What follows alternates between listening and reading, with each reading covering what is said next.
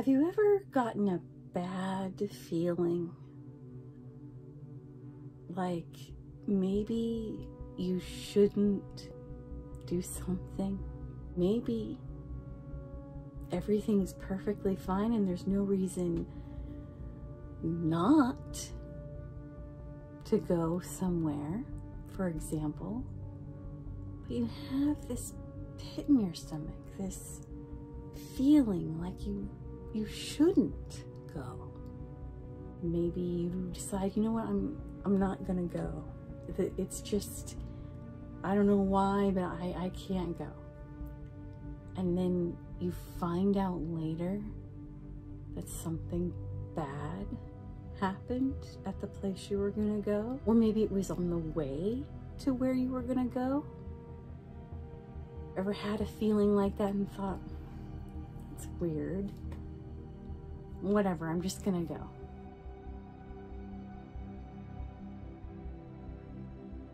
I don't wanna save ya, don't wanna be strangers. Let me feel like you know what to do.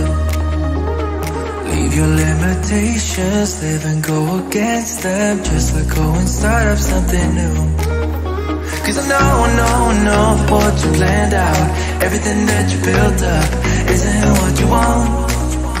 And I know the life you're living isn't that fulfilling. Let me help you out. A lot of people believe in following your gut, you know, listening to your gut when it tells you to do something or to not do something. So for example,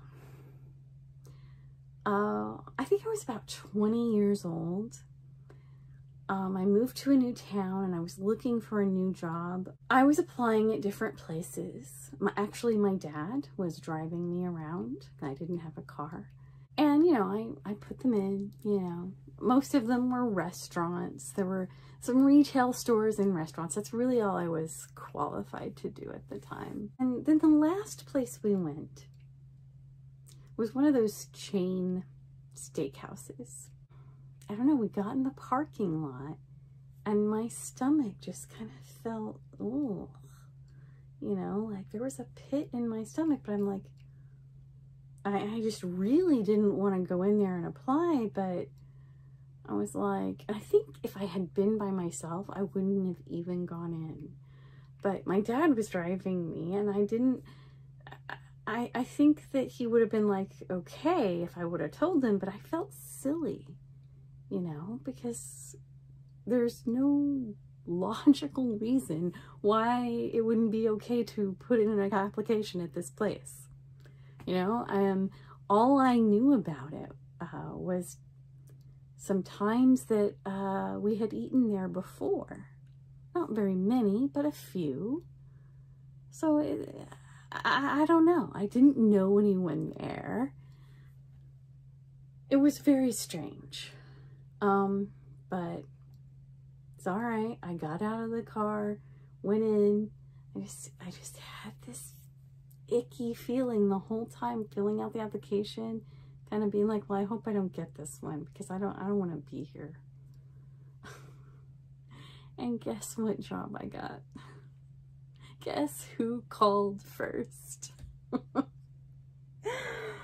Every time I went there. So I applied, didn't feel good. Left there, felt better. Boom. They called. Ugh. I go there to interview. Ugh. Leave the interview. Whew. Relief. They call and say, okay, you can start such and such day, blah, blah, blah. Ugh. It wasn't because it was restaurant work, I swear. No, I don't like restaurant work. But I had done it before, no problem. I mean, it's not my favorite. I'm not a great waitress or anything. Kind of mediocre. It sucks. But not so bad that I would feel sick to my stomach. I would do it. I needed to have some income. I thought I don't know what this weird bad feeling is about this place, but It doesn't make any sense. And so I just kept ignoring it. My first day, I was so nervous even before. And even more nervous than like any other job. I mean, I had started other jobs and in other schools before. I had done new things before, and yeah, maybe I'm a little nervous like anybody, but it's usually not a big deal. It's fine.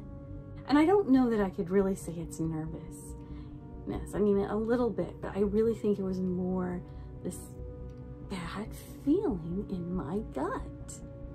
I mean, I barely wanted to eat before I left. It's just, I don't know.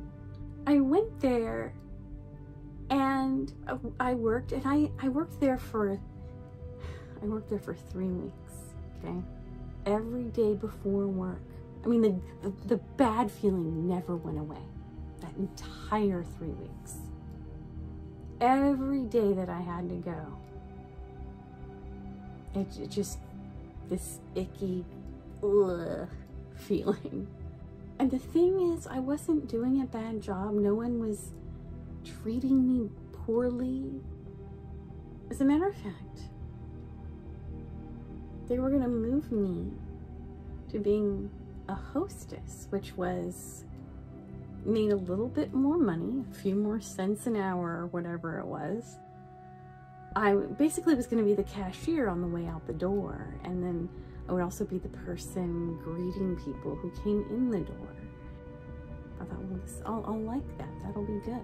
I had been on that job, that new job as a hostess, like, I don't know, a week. So I'd been there 2 weeks, got promoted, and I'm in training for this cashier job for a week. It was in the middle of the afternoon. I think it was a Saturday, but I'm not real sure. This woman came in and she asked for a change. She asked for change for a 50. And then in the middle of that transaction, she's asking me for different stuff. Oh, well, actually, I need many 10s and this many 5s. Oh, okay. And then in the middle of that, she wanted something else. The register at the end of the night was short $50. And I told them about it, and they didn't believe me. There wasn't anybody else around. The person who was training me was somewhere else. And I felt like an idiot. My dad said that if that stuff didn't work, they wouldn't do it. And that, I've remembered that the rest of my life. You know, I've remembered that statement ever since, you know. Even though I couldn't help but feel bad a little while after that, you know, this whole thing had happened, I was relieved. Why did I have that feeling in the parking lot? I don't know. And, you know, you can call it whatever you want. Divine intervention, maybe. Some kind of extra sensory perception, you know, a mild case. Or, you know, maybe it's your memories. Now, I'm sitting here talking about gut feelings.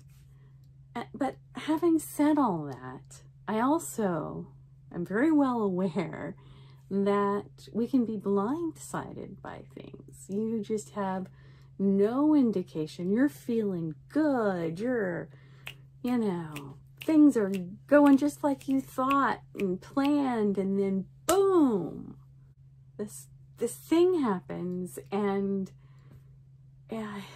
you did not see it coming at all. Here's my point. My point is that when we do have the gut feeling, the foreboding feeling, I think we should listen to it. And I've always told myself, if I ever feel that way again, to listen to it. Do not ignore it. I think that we, as human beings, know know and sense things. You know, our brain picks up on things and we know more than we realize. We get these subconscious signals from things that our brain and body has experienced before with people and situations. And maybe sometimes it's an overreaction and nothing bad happens. And sometimes it's spot on. I think part of taking care of yourself and taking control of your life and your future is listening to your gut, trusting your gut. Don't shrug it off. If inside of you, if you have a pit in your stomach, it is saying, no, don't do this. This is, I can't explain why, but don't do this. I think we should consider it. I think it's worth considering and listening to. I think it's an excellent way to be good to yourself.